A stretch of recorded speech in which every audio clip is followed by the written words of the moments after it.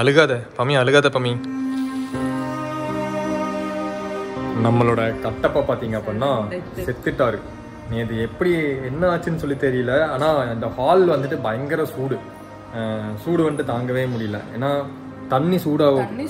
தண்ணி எவ்வளோ சூடாக இருக்குது பாருங்களேன். மேபி அதனால கூட இருக்கலாம். ஹால் வந்துட்டு பயங்கர சூடு.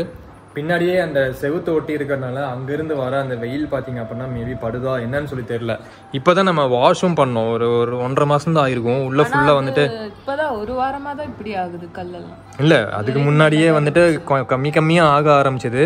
மேபி சூடால் செத்துச்சா என்னன்னு சொல்லி தெரியல. ஆனால் நம்ம கட்டப்பா பார்த்தீங்க அப்படின்னா செத்துட்டான். நல்லா வளர்ந்துச்சு. நம்ம வாங்கிட்டு வரும்போது இத்தினுண்டு தான் இருந்துச்சு. ஆனால் நல்லா இவ்வளோ பெருசாக வளர்ந்து நாங்கள் தொட்டியெல்லாம் மாற்றணும்னு பிளான் பண்ணிட்டு இருக்கோம். ஆமாம், தொட்டி வந்துட்டு அந்த இடத்துல கொஞ்சம் பெரிய தொட்டியெல்லாம் பிளான் பண்ணலாம்னு சொல்லி நினச்சது. 8 வருஷம் வரைக்கும் இருக்குன்னு சொன்னது. நம்ம அதுக்காக தான் மெயினாக வாங்கினோம். நம்ம கூடவே இருக்கட்டும், ஒரு 8 வருஷம் இருக்கட்டும் அப்படின்னு சொல்லி தான் இந்த மீன் வாங்கினது. ஆனால் இந்த மீன் வந்துட்டு இப்படி செத்து போகும்னு சொல்லி நாங்கள் எதிர்பார்க்கவே இல்லைன்னு சொல்லலாம். மெயினாக இந்த கிளைமேட் வந்து நம்மளாலவே தாங்க முடியல. ஆமாம் பம்மி, இந்த ஃபங்கஸ் இருக்குது, அந்த ஹீட்டுன்னு நினைக்கிறேன். தண்ணியே சூடாக இருக்குது. இப்போ நமக்கு அந்த ரூமில் மற்ற ரூம்லலாம் ஏசி இருக்குது. நம்ம ஹாலில் வந்து நம்ம பிளான் பண்ணல. அது நம்ம எது யோசிக்கவும் இல்லை. ஏன்னா மீன்லாம் வந்துட்டு அந்த அளவுக்கு தாங்கும் அப்படின்னு சொல்லி யோசிச்சது. ஆனால் இங்கே அடிக்கிற தண்ணி தானே, வெளியே அடிக்கிற சூட்டுக்கு பார்த்தீங்க அப்படின்னா உள்ள இந்த அளவுக்கு ஆகும்னு சொல்லி எதிர்பார்க்கவே இல்லை. கட்டப்பா எப்படி மறந்துட்டு இருக்கோம் அப்படின்னு சொல்லி பாருங்க. இதோ கட்டப்பா ரொம்ப கஷ்டமா இருக்கு.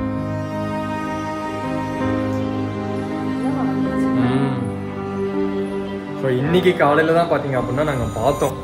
இன்னைக்கு காலையில் கூட லைட்டாக உயிர் இருந்துச்சு. அப்போ நீங்கள் காலையில் அப்போவே மதிங்க தான் இருந்துச்சு இல்லையா?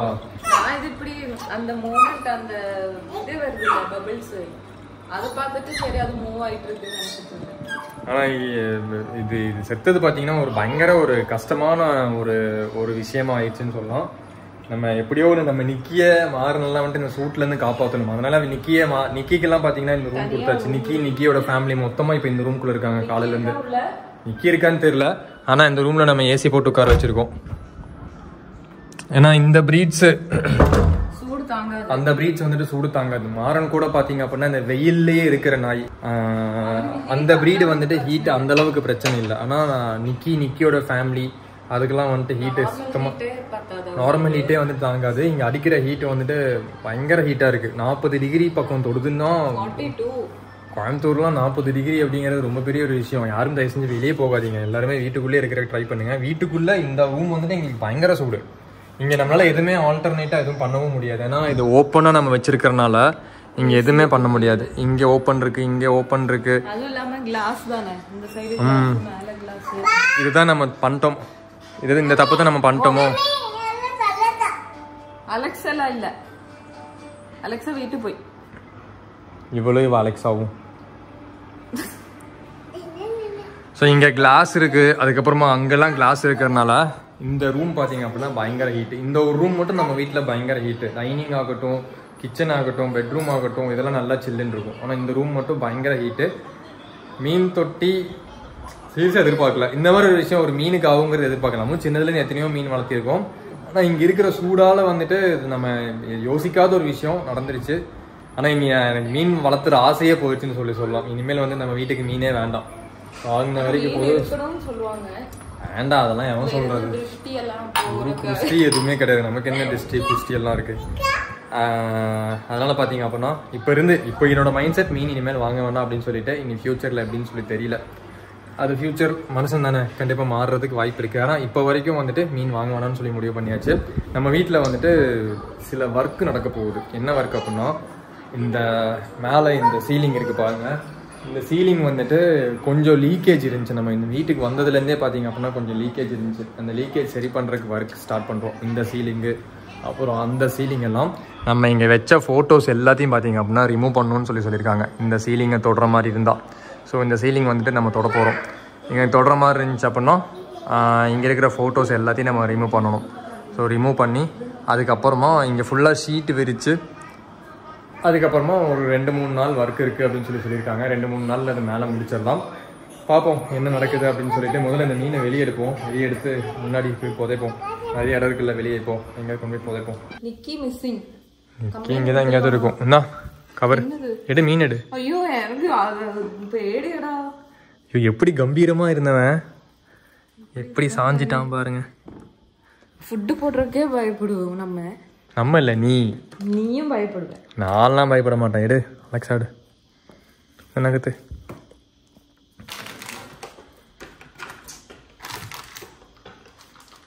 இந்த ஹீட்னால எத்தனை உயிர் போகுது பாரு.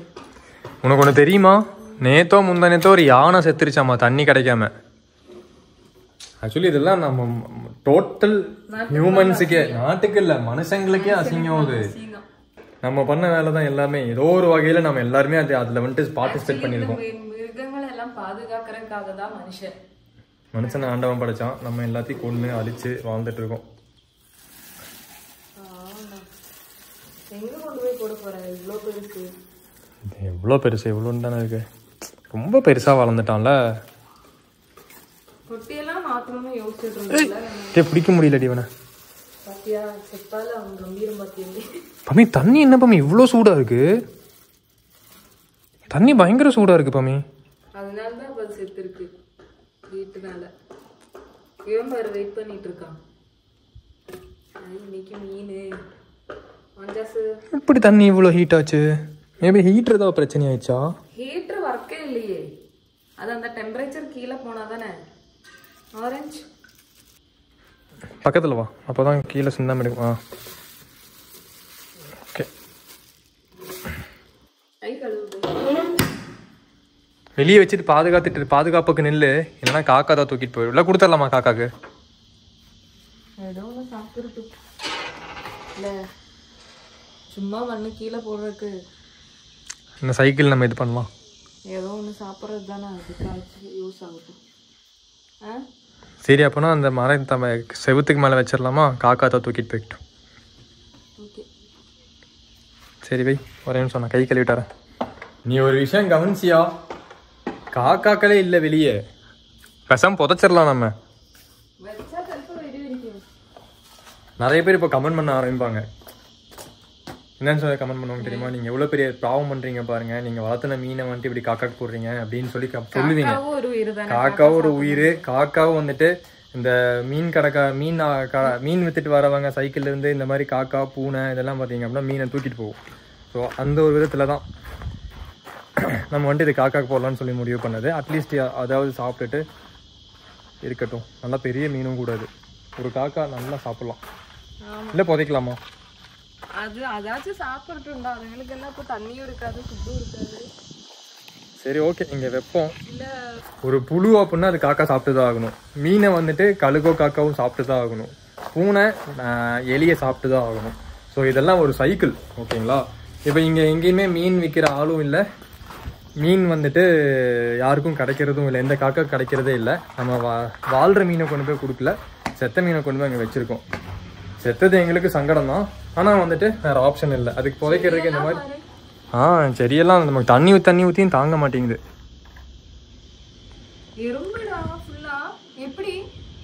அம்மி எறும்பும் கொஞ்சம் சில்னஸ் வேணும் இல்லை? வேற வழி இல்லை. தண்ணி அடிச்சு விடணும். ஸோ இதே மாதிரி வந்துட்டு சூடு அதிகமாயிட்டே இருந்துச்சு அப்படின்னா இன்னும் ஒரு 10-15 நாள்ல யாருக்குமே கிரவுண்ட் வாட்டர் இருக்காது போல இருக்கு. 40 டிகிரி 42 டிகிரி அப்படிங்கிறது மிடில் ஈஸ்ட்ல வர வேண்டிய ஹீட்டு நம்ம ஊர்ல வந்துட்டு இருக்கு. மாறனுக்கு வந்துட்டு லைட்டா தண்ணி அடிச்சு கொஞ்சம் சில்லாக்கணும். நம்மளும் ஒரு நாளைக்கு 2 தடவை குளிக்கிறது நல்லதுதான், காலையிலயும் நைட்டும். ஆனா தண்ணி இல்லாம போச்சு அப்படின்னா என்ன பண்ணுவோம்? ஏன்னா வந்துட்டு இதுக்கு அடிக்கிற வெயில பார்த்தோம் அப்படின்னா இன்னும் கொஞ்ச நாள்ல கிரவுண்ட் வாட்டர்லாம் கம்மியாகும்னு சொல்லி நினைக்கிறேன். இன்னும் ஒரு மழை பெஞ்சதுன்னா நல்லா இருக்கும். கோயம்புத்தூர் ஃபுல்லா வந்துட்டு கிரவுண்ட் வாட்டர் கம்மியாகிற, இப்போவே கம்மியாயிருச்சா இல்லையாங்கிறது தெரியல. ஆனால் நியூஸ்ல எங்கேயும் வெளியே வரல. உங்க வீட்டில எல்லாம் கிரவுண்ட் வாட்டர் இருக்கா இல்லை கம்மியாயிருச்சா அப்படின்னு சொல்லி கமெண்ட் பண்ணுங்க. எங்க வீட்டில் இப்போ வரைக்கும் இருக்கு, ஆனா கம்மி ஆயிரும்னு சொல்லி தோணுது அடிக்கிற வெயில பார்த்தோம் அப்படின்னா. என்ன ஆகுதுன்னு தெரியல. எல்லாம் வந்துட்டு மனுஷனோட ஆசைன்னு சொல்லலாம் இல்லையா? இப்போ நடந்துட்டு இருக்கிறது எல்லாமே ஓவர் ஆசைப்பட்டு இங்கே கொண்டு வந்து நம்மளாம் விட்டுருக்கோம் பாருங்க. மரத்தையெல்லாம் அழிச்சு எல்லாத்துக்கும் ஒரு பங்கு இருக்குது இதில். எனக்கு உங்களுக்கு இவளுக்கு எல்லாத்துக்குமே ஒரு பங்கு இருக்குது. நம்ம எல்லாம் பண்ணதான் மாறன், நம்ம எல்லாம் பண்ணதான் பார்த்தீங்க அப்படின்னா நம்மளை இப்படி இந்த நிலைமைக்கு வந்து விட்டுருக்குன்னு சொல்லலாம். அடிச்சு விடு மாறன் மேல.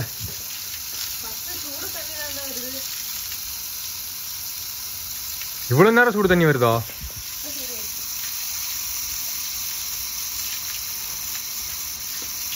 தள்ளி நின்னாடி.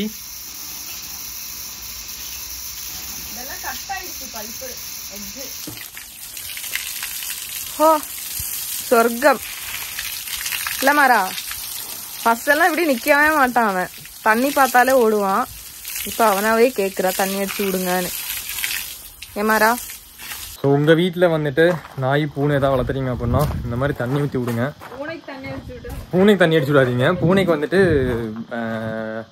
1:2 ரேஷியோ நினைக்கிறேன். ஆமாம், ஒரு 1/2 கப் நீங்கள் வந்துட்டு கூல் தண்ணி சில்லுன்னு தண்ணி ஊற்றுங்க. ஒரு 2 கப் பார்த்தீங்க அப்படின்னா இல்லை 1.5 கப் வந்துட்டு நார்மல் தண்ணி ஊற்றி ஓரளவுக்கு வந்துட்டு தண்ணியை சில்லாக்கி வச்சு கொடுங்க. அது குடிச்சது அப்படின்னா இல்லை ஐஸ் கியூப்ஸ் கூட போட்டு கொடுக்கலாம். ரொம்ப ஐஸ் கியூப்ஸ் போட வேண்டாம், ஓரளவுக்கு வந்துட்டு போட்டு கொடுங்க. அதே மாதிரி நாய்க்கும் போடலாம். இப்போ நாங்கள் மாறனுக்குள்ள ஐஸ் வச்சுருக்கோம். அந்த ஐஸை பார்த்தீங்க அப்படின்னா கொண்டு போய் அவள் குடிக்கிற தண்ணியில் போட்டுருவோம். ஓரளவுக்கு கரைஞ்சதுக்கு அப்புறமா அது எங்களுக்கு தெரியும், அது நம்மள மாதிரி கிடையாது இல்லை, ஐஸ் கட்டி சாப்பிட்ற ஆளுன்னு கிடையாதுல்ல, அவங்களுக்கு தெரியும் எப்போ சாப்பிடணும்னு சொல்லிட்டு. அப்போ அவங்க குடிச்சுக்குவாங்க. எப்பவுமே ஓவர் வெயில்ல ரொம்ப கூலிங்கா குடிக்க கூடாது. ஆமா, நீங்களும் வெயிலெல்லாம் போயிட்டு வரீங்க அப்படின்னா இந்த ஃப்ரீசர் தண்ணி அதுக்கப்புறம் ஃப்ரிட்ஜில் இருக்கிற தண்ணியெல்லாம் எடுத்து குடிக்காதீங்க. ஓகேவா? முடிஞ்ச அளவுக்கு வந்துட்டு இந்த டைம்ல சளி பிடிக்காம பார்த்துக்கணும். சளி பிடிச்சது அப்படின்னா பயங்கரமா இருக்கும் இந்த மாதிரி டைம்லலாம். முடிஞ்ச அளவுக்கு வந்துட்டு இளநீ நொங்கு அதுக்கப்புறமா நேற்று குடிச்ச தண்ணி இளநீ தண்ணி அவ்வளோ சூடா இருக்கு உள்ள. ஸோ இந்த மாதிரி இருக்கிற பானங்கள் வந்துட்டு குடிக்கிறதுக்கு ட்ரை பண்ணுங்க. இந்த ஸ்லைஸு கோக்கு மாசா இதெல்லாம் மேக்ஸிமம் அவாய்ட் பண்ணுங்க. அதெல்லாம் குடிக்காமல் இருக்கிறது நல்லது இந்த மாதிரி டைம்லலாம். ஓகேவா? சும்மா நம்ம குடிக்கிறப்போ நல்லா இருக்கும், ஆனால் வயிற்றுக்குள்ளே பார்த்தீங்க அப்படின்னா ஒரு பெரிய பிரச்சனையை உருவாக்கும். ஸோ தயவு செஞ்சு அதுக்கேற்ற மாதிரி பிளான் பண்ணுங்கள். ஆனால் ஒரு வெயிலால் சூடால் மீன் செத்துருச்சு அப்படிங்கிறது என்னால் அது ஏற்றுக்கவே முடியல. இன்னும் பண்ணுறதுக்கு இல்லை. ஓகேவா? நாளைக்கு சாயங்காலம் 4 மணிக்கு பார்க்கலாம். பாய்.